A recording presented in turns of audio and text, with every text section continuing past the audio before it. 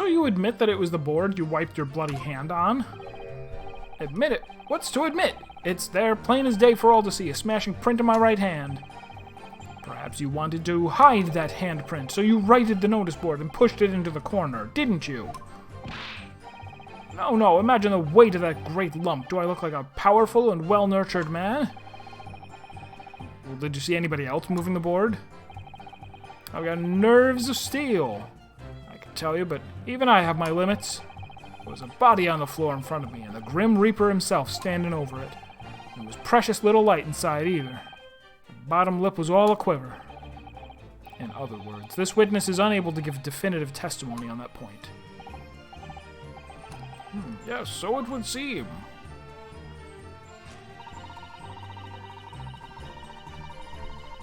Hold it! When you say you were doing business with them, you mean you were selling them fireworks? Yeah, what else? There's the Priori school just around the corner, see? Those cheeky little so-and-sos have got a plan to blow their school to kingdom come. Pah. So I've been telling on them, letting their teachers know what they're up to. Oh, you have? Yeah, I wouldn't want anyone to get hurt. So I let the school know the kids are playing with dodgy toys. Then, praise the Lord, the teachers take all the fireworks off them. And then, praise the Lord again. The kids all come back to me to buy more. Everyone's happy, see? What a racket. Of course. And sometimes the teachers give me a little bonus to thank me for letting them know. It's a busy old life, selling explosives. Venus is a guileful goddess indeed. Tell him oh my god! That's violent. It's no grenade launcher, granted. It's also no sword, nor wine glass, nor wine bottle. But still counts as felony assault, so don't do it, please. Also, someone is talking? I'll listen to them later. Tell him barefaced lies is kind of my thing, really. I'm ever so good at it. Ugh, scary. The important point is, you didn't go inside the room where the inspector was killed. Isn't that right? Definitely not. Wouldn't have dreamed it, would I?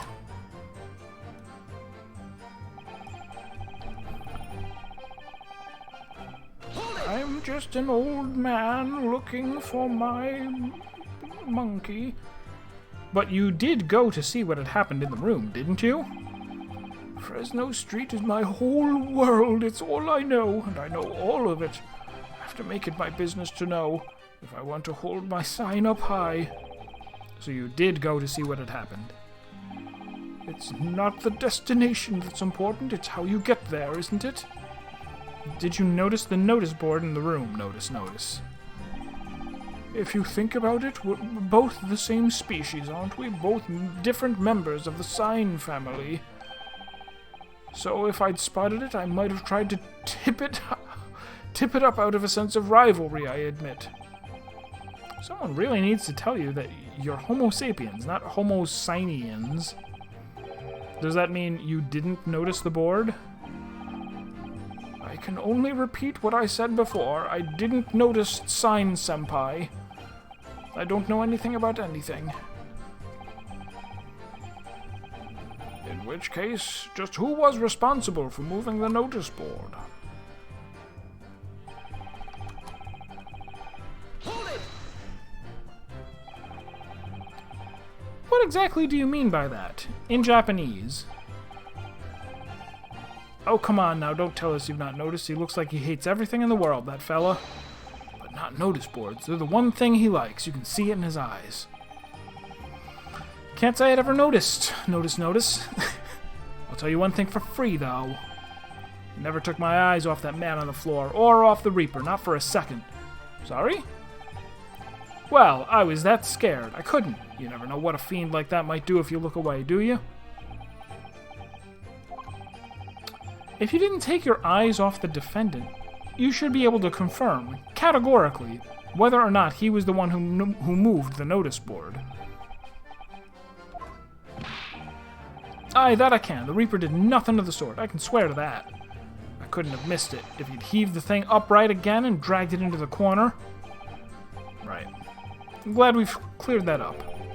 What happened to the face that screams bored? I feel your pain, Kazuma.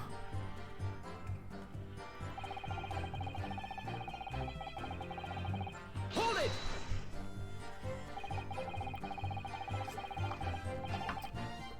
It was 5 o'clock in the afternoon that you all heard the loud bang, wasn't it? Maybe the notice board fell over, or maybe it didn't. Maybe I fell over, or maybe I didn't. But the Reaper's fate is sealed either way because of the gunshot we all heard. So your fate is sealed too. My fate? That's right. The defense is fated to lose, and the prosecution to win. In other words, it all hinges on that single gunshot, so if I could just find some problem with that part of their story, it may be possible to change all our fates. Of course, none of that changes the fact that I heard what I heard, does it? Not much to go on. As you pointed out, Mr. Naruhodo, there's no question that the notice board was moved, so somebody must have done it. But it did happen after the event, so maybe Kazuma is right, and it's not relevant to the case.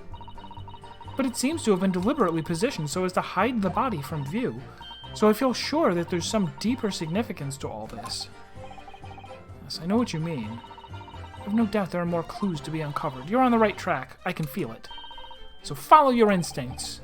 Alright then.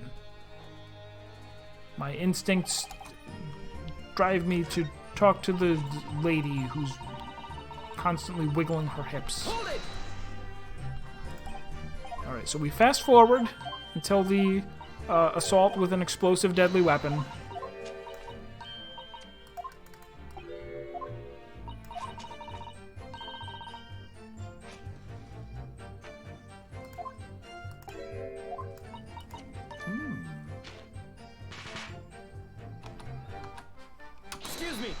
Excuse me? Something wrong, Mr. Sandwich? If I said it was, could we just leave it at that? Would that be the end of it? No. Did Miss Venus's statement now just bring something to mind, perhaps? Philosophical Thoughts. Deep Philosophical Thoughts by Jack Handey. Let's say there was a great liar, and that great liar said, without batting an eye, telling barefaced lies is kind of my thing. I'm ever so good at it. Would those words of hers be a lie too, or the truth? In which case she's not a liar. Ooh, it's a hellish paradox, that one, don't you think? Is this going somewhere? Or is this just like a bonus conversation? I'm not entirely sure, to be honest. But it seems to me you're suggesting Miss Venus has been lying. Are you?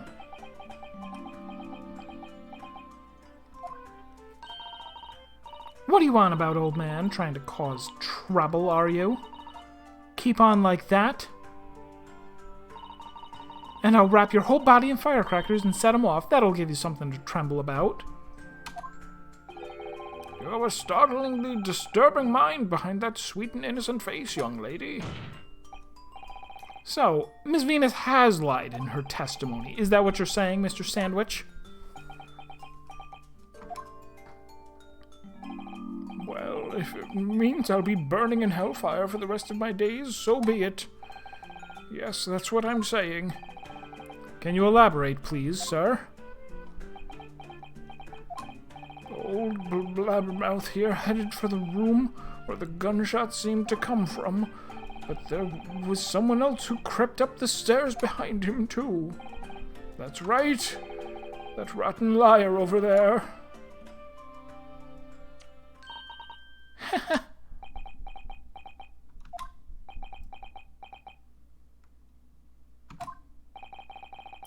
Tenandayo!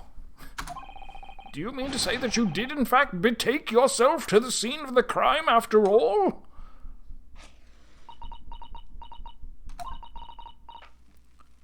What did I tell you, eh? I said I was good at telling barefaced lies, didn't I? did mention that. Well, that revelation rocked the whole courtroom, didn't it? New firecrackers packed such a punch. So you did indeed visit the scene of the crime, did you, young lady? Good grief! Well, now you come to mention it. I suppose, perhaps. I do clearly remember climbing the stairs to the room, yeah. Either you clearly remember it, or you don't.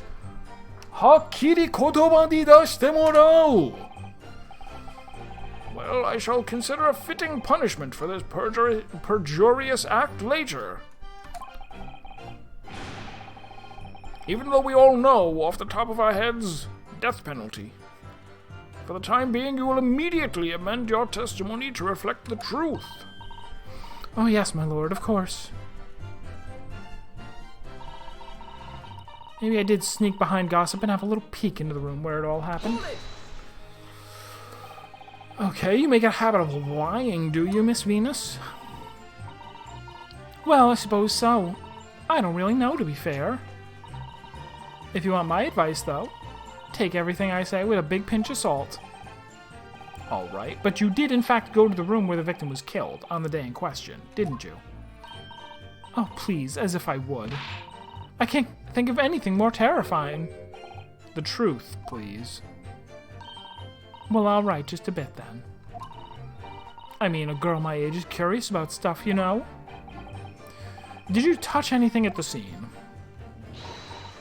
Oh, please, as if I would. I mean, there was a dead body on the floor. The truth, please. Well, alright, just a bit then. I had a look to see if there was anything I could sell. So I did give the place a once-over, but there's nothing to write home about. Right. Now, I hesitate to ask, but you didn't move the notice board by any chance, did you? Oh please, as if I would touch anything like that. Just a few bits of loose change is all I had. The truth, please. Well, alright then. I thought there might be something worth having underneath it. So I blasted the flippin' thing. Sorry, flipped the blasted thing.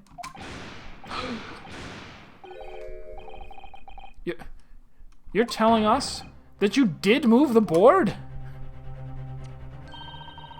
I think that did slip out, didn't it? What? You daft barmpot? Now you're just stringing letters together, haphazardly, balderdashedly. Not a word. Not a word. Barm, though? Barm might be. Yeast formed on malt liquors while fermenting. I suppose that could be stored in a manner of pot, in a manner of specialized pot, resembling a liar. I don't believe it. The girl doesn't think. So, did you find anything then? Something that you might have taken, perhaps? To sell? Oh, please, I should be so lucky. On my The truth, now! I might have found this old pocket watch under the notice board, I suppose. But a bit of junk like this can't be worth much if you... Ah! Did somebody shoot it out of her hand? Oh. So it was you, was it? You're the one what took it. Gina? Young lady, may I remind you where you are? That watch there, that was a present to Inspector Gregson from the yard for a big case he solved 10 years ago. The Professor case, no doubt. The boss used to wind it up every evening without fail when he was waiting for his grub to come at the pub. I see. I swiped it off him once and blimey was he upset. He gave me a right earful. Said he hadn't missed a day in 10 years polishing it and winding it. It meant the world to him, that watch did. Possibly not the best thing to go diving for, then. It's not all that, though. I took it to Jabez's that night to ask how much it was worth, but the old dealer wouldn't touch it. Wouldn't give me a penny for it. Wouldn't give me 1 pence. Said it wasn't working. Knocked about and worthless, he called it. Ugh! I knew I should have lifted it. Oh, so did it stop ticking when it fell out of his pocket when he was killed, and it's not going to be 5 p.m.? I see. That watch must be submitted as evidence at once. Oh, please, just so long as you promise to give it back when we're done. Not a chance. I'll swipe it from you if you try and get your grubby mitts on it again. That's enough. Hand the watch to the bailiff. The bailiff forthwith. I don't know, children. Watch your manners. Good Lord! The glass appears to be broken. More than likely, it shattered when the inspector was shot. Not necessarily. I mean, I did just say as much, but there's absolutely no proof of that. Could have broken at any time. It doesn't tick anymore either. Which is why Jabez didn't want it. What a waste, eh? Yes, indeed. It appears to have stopped at the hour of 5. Exactly when the gunshot was heard, then. Which supports the prosecution's claim, of course. That's surprising. I would have thought they would have made it easy. And been like, oh, it stopped at 1, so he was actually shot at 1. And then they made it look like he died at 5.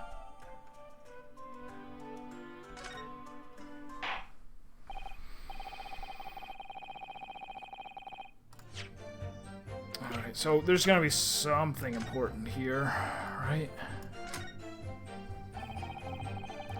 The glass over the face is really is badly cracked. Look. What a shame when the inspector clearly looked after it so carefully. I imagine Mr. Sholmes could repair it, don't you? Yes, I should think so. He's very adept at things like this. A useful man to have around, in fact. But kindly remember that he's a great detective, Mr. Naruhodo, not an odd job man.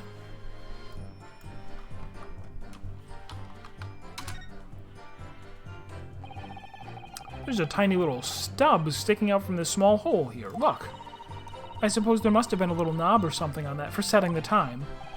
In that case, seeing as we know the inspector took such good care of this watch, it probably broke when the incident occurred, didn't it? Yes, of course. Which could mean that there's a small part of the watch still at the scene, maybe.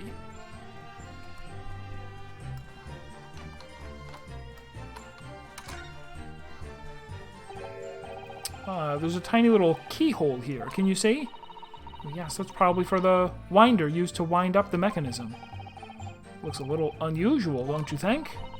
Yes, you'd need just the right key to wind it, I imagine. The little policeman. Why do I feel as though I've seen something? Something a bit like a key that's about the right size to fit this hole. It would be wonderful if we had the key. Let's check carefully over what we've already found.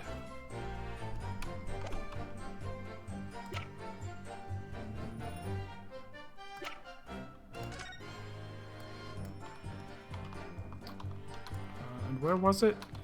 Twist the helmet.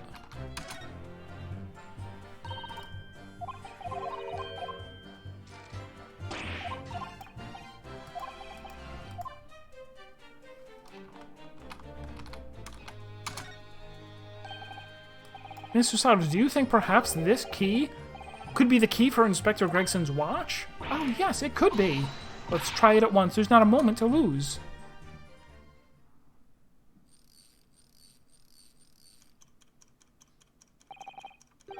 I knew it. A perfect fit. And look, the inspector's watch has started going again. So it has obviously just not been wound up, that's all. What is it, Miss Susato? Well, if the watch isn't actually broken after all, I have a feeling it could have profound implications. She's deep in thought now. Perhaps I'd better start thinking deeply too.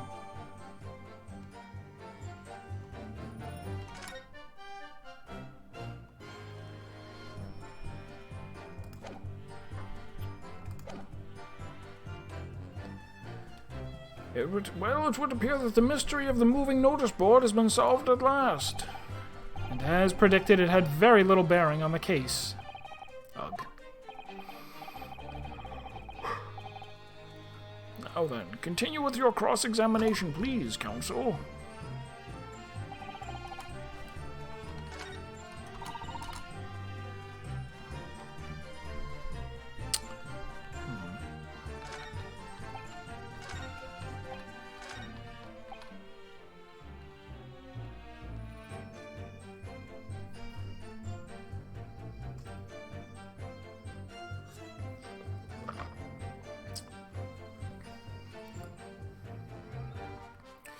So I suppose if it ran out of windage at 5, and he normally keeps it wound, that means that he must have already been dead well before 5? Is the... It's a big leap, but I guess presenting the watch here would prove that. Right? If he was so diligent in winding it, it would have meant that if 5 o'clock was coming up, he would have already wound it aplenty. I don't know how far ahead you can wind it.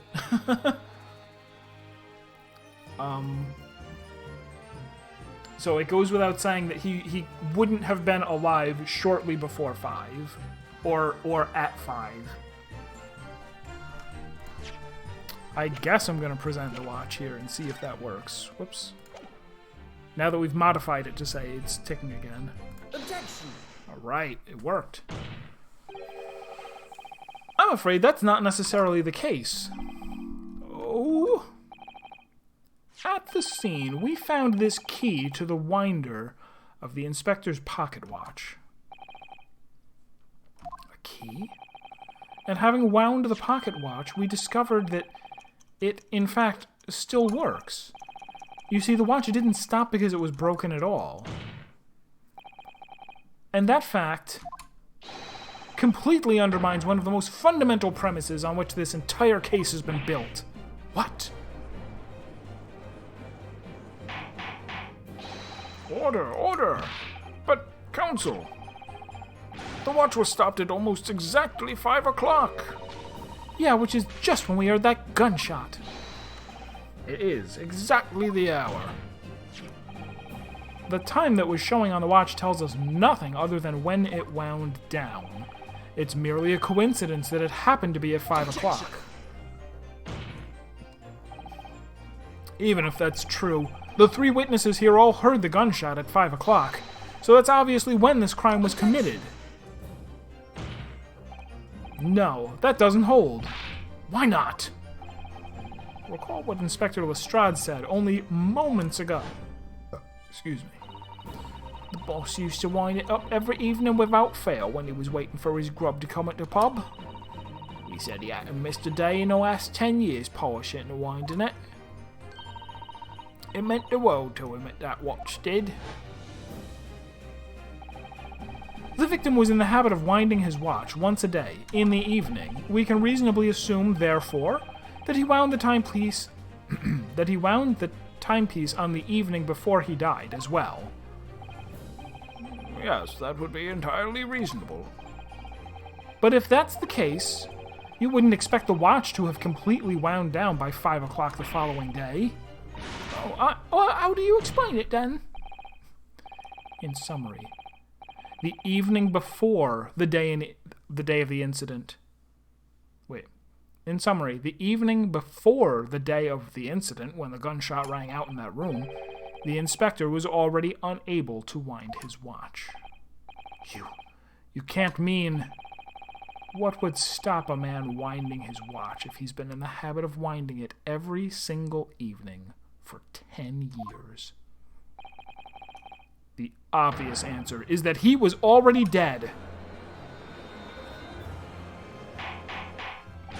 Order, order, Counsel, that is a most extraordinary claim. Extraordinary isn't the word, it's absurd. You claim he was already dead the night before? Do you really think that Scotland Yard's coroner would have overlooked something like that? She overlooks a lot of other stuff, doesn't she? On that subject, there is something rather surprising. I just realized I didn't even look at the... There's actually an omission in the coroner's report. Do we have... Maria Gorey. Don't remember if we've heard that name. Oh, was that the weirdo? Was that the weirdo who visited Dr. Seth and was like, "Oh, is it okay if I dissect these live people in your lab?" 45, nationality British. Is that something that you discovered during autopsy?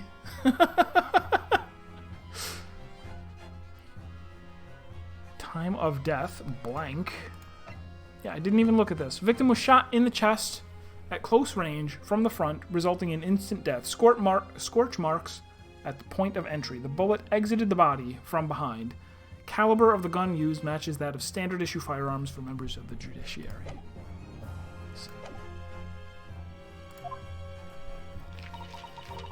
The time of death is not noted. That's right. Wait a minute, you're forgetting that my legs went from under me when I kicked the door in. What do you mean? Like I said, I planted my hand in a dirty, great puddle of blood. Yes. So the victim's blood hadn't dried. It was fresh. It catches on fast, doesn't it?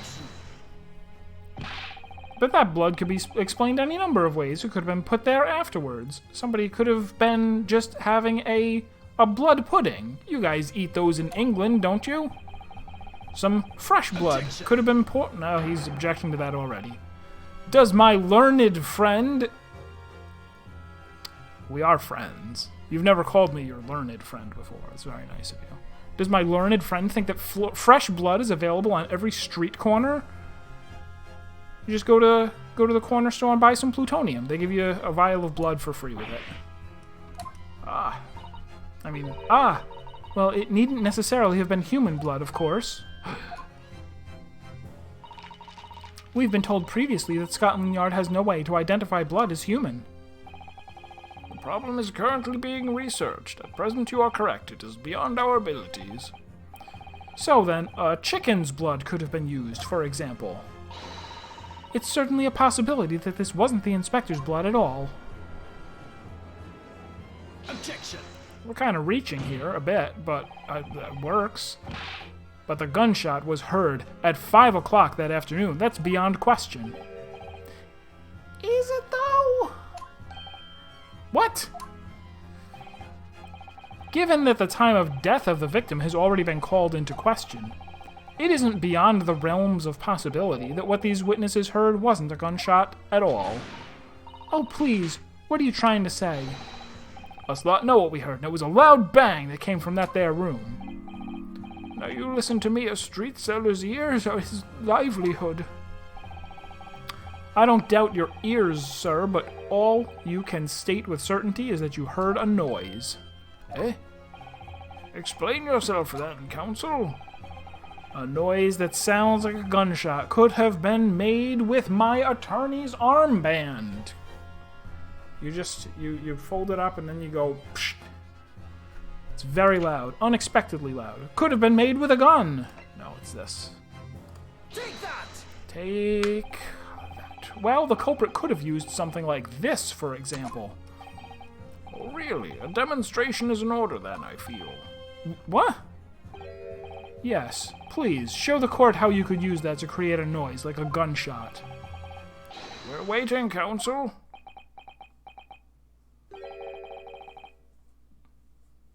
You could open up the firecrackers, pour them into a wine bottle, or a wine goblet, and then throw the goblet into a candelabra. I may have been mistaken. It looks like you've been making a lot of noise yourself, Mr. Naruhodo. Ah! Cosmo's got a devastating way of words in English. I realize it may be difficult to retract what you said and present some different evidence, but perhaps... Yes, I was thinking the same thing myself. That's because I'm convinced there's some evidence that could produce a similar noise. Explain yourself then. Can I examine this? And go like, oh... You know... Something... Have you had an idea, Mr. Naruhodo? You're staring at the end of the string of fireworks. Sorry, it's just that it's the Venus special. I was wondering what 600 pence worth of fireworks would sound like. Shall we find out? What? But she said it could blow up the courtroom. Alright, that was a fairly sizable bang. My ears are still ringing. Sounded almost exactly like...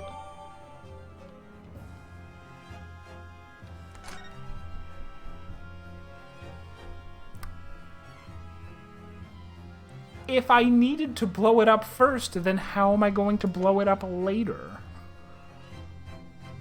Take that! How silly.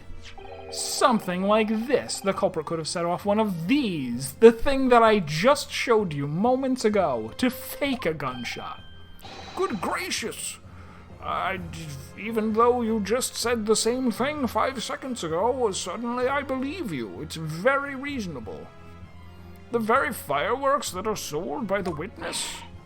Now, hold on a minute. Are you saying I did it? My pretty little firecrackers only make a little pop anyway, see? Not 100 of them together. The Venus special that you sell for 600 pence sounds like this. As the court can now attest, it sounds very much like a gunshot, in fact. Agag! You're trying to suggest that someone set one of those fireworks off at the scene? I'm suggesting that somebody knew the defendant was in the room at 5 that day and sought to implicate him by creating a sound like a gunshot for these peddlars on Fresno Street to hear. But even the accused himself has testified that he saw no one else in the room at the time. Whether it was a gun or a firecracker, the only person present to cause that bang was Barak von Zeeks. One whiff of the match and my firecrackers go pop. See? That's why people like them. I fear for your fingers, young lady. Recently, during my time here in Britain, I've learnt of a very useful invention indeed. The coin-operated gas meter? Something called a time bomb. Good heavens, a bomb? Yes, a device that allows you to blow up whatever you like, whenever you like. Mr. Naruhodo, I worry that your unfortunate phrasing there may lead to yet another international incident. No, wait. It's the whenever you like part that's important. A timed device. Yes, exactly, a timed device. Something of that nature could have been planted at the scene. A device that was able to produce the sound of a gunshot long after the culprit had left.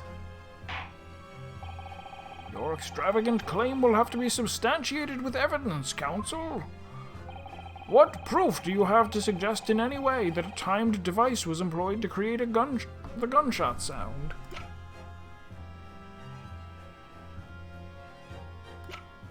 That's a good question.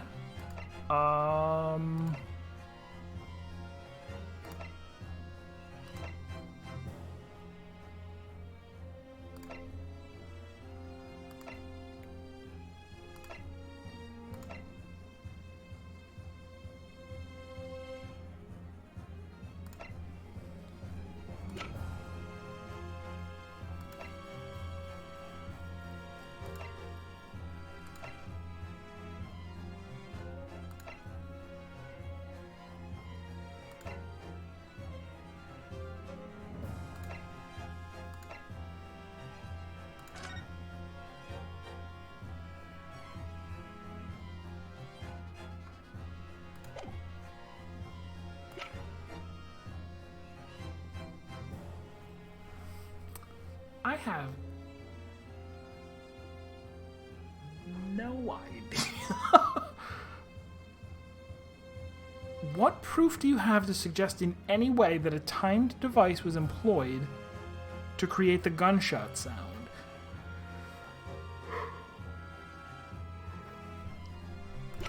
Were there any statues of the thinker in the room? Was there anything in the fire? No, there was nothing in the fireplace. They said it was very dusty.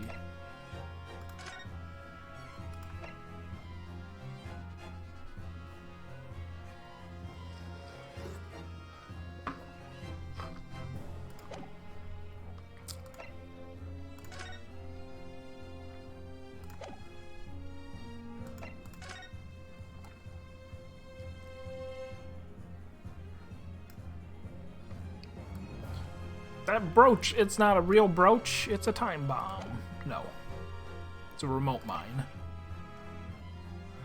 Almost presented it. Whoops. Did I look at this at all? I think I did. So this is the type of revolver that's standard issue for members of the judiciary, then. Yeah, so when I asked about whether records are kept about who they're issued to, I was told that for the past 5 years, they've been engraved with a unique serial number. Oh, but as far as I can tell, nothing like that on this gun, which tells us that it must have been issued longer ago than that. Oh, well, okay.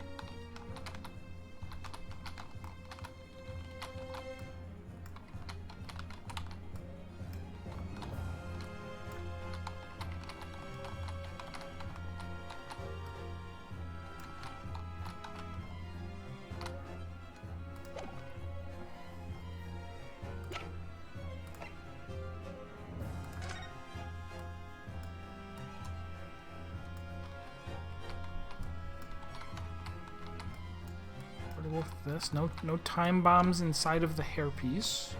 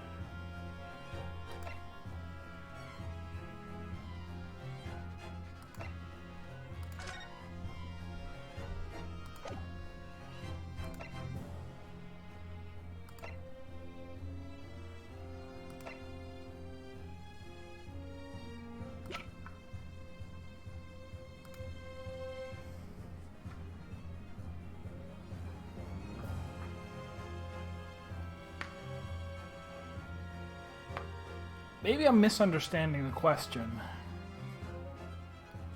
Maybe they're not asking, like, here is...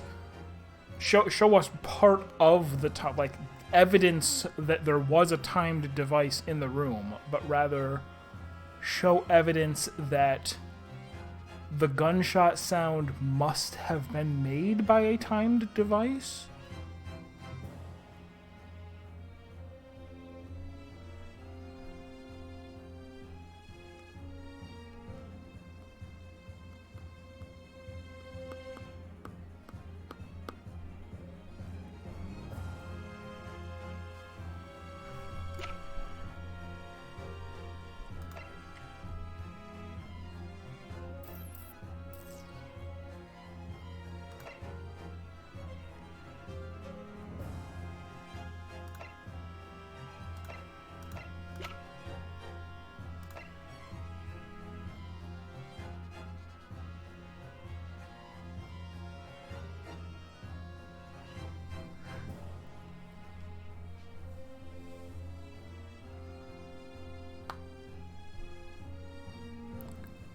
Could it have been this? Like it was like the bullet didn't actually hit the candle? The top of the candle was blown off by a time bomb?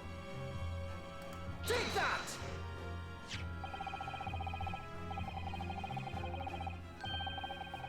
This okay. We need to confront this. This game really has puzzles where it almost seems intended that you reach the point of desperation that I was and start presenting things at random so that it, like, this makes sense after the fact. There is really no reason why you would say that, at least to me, there's no way, like, this was, I was really expecting this to be wrong. Because I'm like, I don't see anything whatsoever. It's happened so many times in this game, and it is really like, I'm not mad, because if anything, the Phoenix Wright games have had logic puzzles that tend towards being much too easy. But this isn't even like this is like, I'm having a really hard time getting into the headspace of saying, like, here's the thing I need to present because we have evidence of it, and more, here's the thing I need to present because it's the least impossible As the court has already discussed, the tip of one of the candles in this candelabrum has been blown off. Indeed, because it was struck by the bullet, which presumably passed through the victim. I don't think that's possible, my lord. Not possible? Why? Because of the scorching. There are gunpowder scorch marks clearly visible on... That's the proof? The fact that there's part of it is tinged black? I guess I never actually inspected it. Did I? Would it have said, like, these are gunpowder scorch marks? I don't know. There are? Goodness, yes. But is it not the case that there was also scorching on the victim around the bullet entry wound? That's right, there was. But as we heard earlier, scorching like that only occurs when the why would wax get like, wouldn't it just melt? How do you know that it wouldn't just melt if it was flooded with hot gunpowder? It wouldn't scorch. Scorching like that only occurs when the target is at very close range, a matter of centimeters from the gun. Ah, almost a mile. Which means that the scorching on the candle can't possibly be the result of a gunshot. You're suggesting it came from the fireworks? How can that be, eh? The fact that there's such visible scorching on the can... Don't call it such visible, like I'm a fool. Suggests that the fireworks must have been right next to it when they exploded, or to put it another way, the candle and firecrackers were joined together. Hey, look, it's a picture of 100 firecrackers.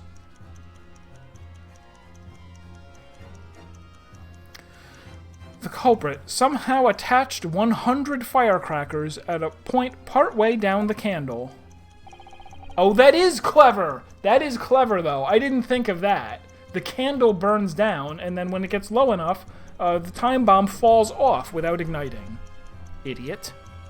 After the killer had left the scene, the candle slowly burnt down along with the other two, until eventually it ignited the fuse of the firecrackers, generating a loud bang.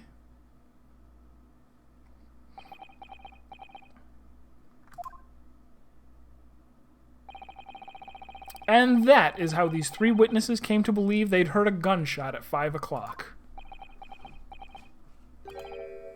Well, what a plot. And this implies that the victim could have died earlier than we've been led to believe, the previous day even. Now, just hold your horses. All us lot here saw the victim going into the building, remember? I couldn't forget that flame-colored hair, even if I wanted to. The person you saw entering the building wasn't the victim at all. Consider this. Obviously, anybody can wear a wig, so the person that these witnesses saw entering the building 15 minutes before the incident occurred was Jada Plinkett Smith. Haha, how timely. What a timely joke. Could easily have been someone else entirely wearing the red hairpiece. Someone else? Do you mean to say? It was the same person who contrived the firecracker trick. In other words, Inspector Gregson's killer.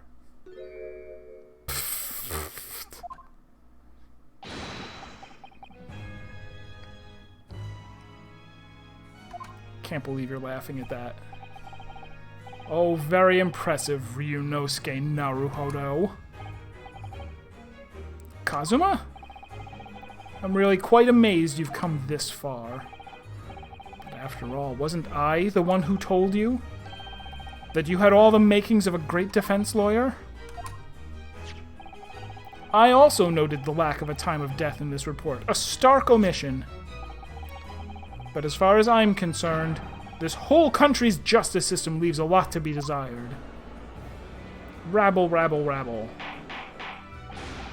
Order! Order! Prosecutor Asugi! What on earth do you mean by that statement? I hear that many of the leading members of Britain's judiciary are present to observe this trial today.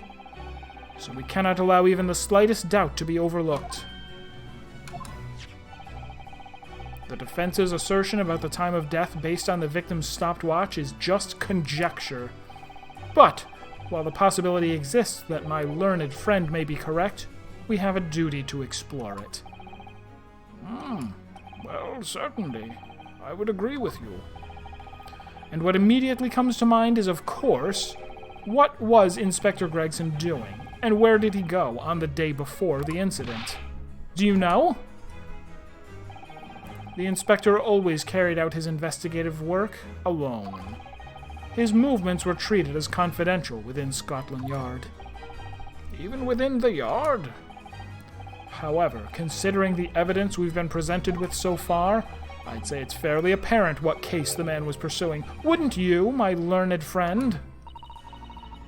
I do have a feeling about what case he may have been investigating. Yes, I agree. Surely. My lord, the defense believes it can explain to the court the case that was being investigated by Inspector Gregson at the time of his death. Very well, counsel. Present your argument to the court. If you are wrong, then Lord Van Zieks is instantly guilty.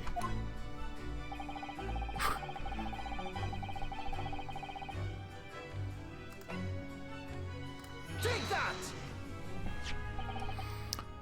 I believe this red... That's not what I presented.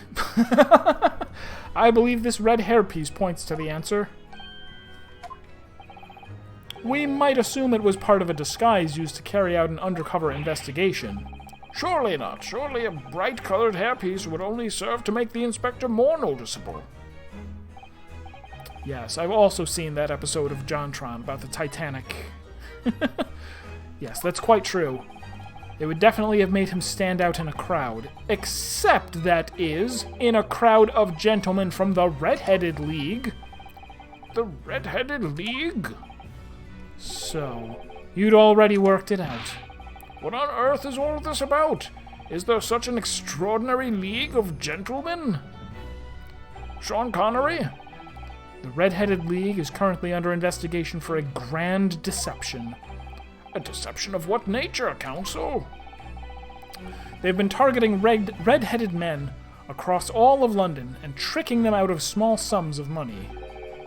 2 men were arrested for the misdemeanor only yesterday, in fact. My lord, the defense calls for those 2 men to be summoned at once. Two redheads?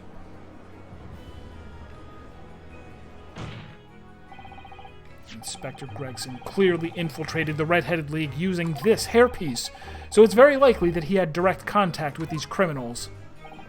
And it's quite possible that such contact led to more serious events. I concur that we cannot in good conscience leave this new avenue unexplored. Well done, Mr. Naruhodo. Well, it's another possible line of inquiry for us, at least. The prosecution will make immediate arrangements for the charged men to appear. Bring these 2 Red-Headed League conspirators before me, Prosecutor Esteke. Oh no, I'm sorry. We already put them on trial yesterday, and they perjured themselves and were executed that evening.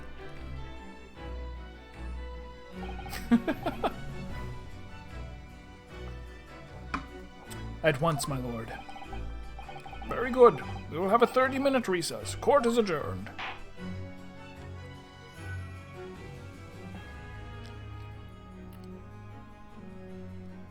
To be continued.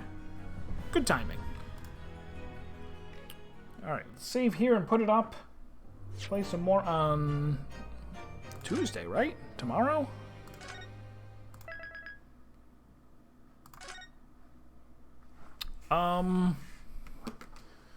Do I want to stream tomorrow? I feel like I have things that I should be doing. I did do my taxes today, final day. I did go shopping, too. I guess we'll stream tomorrow. Why not?